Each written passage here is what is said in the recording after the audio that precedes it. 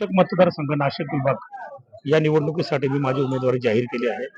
मी advocate Mahendra Bhavsar गेल्या 35 वर्षापासून धुळे, जळगाव, नंदुरबार, नाशिक येथे मी शैक्षणिक क्षेत्रामध्ये प्रॅक्टिस करतो।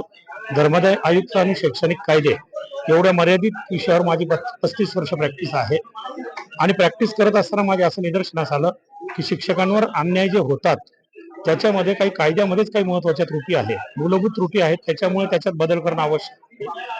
आणि कायद्यात जे बदल केले जातात ते विधान भवनात केले जातात आणि शिक्षकांसाठी मूलभूत आणि मुळापासून हा अन्याय दूर झाला पाहिजे, म्हणून काही कायद्यात बदल करता यावे या दृष्टीने मी ही माझी उमेदवारी जाहीर केलेली आहे।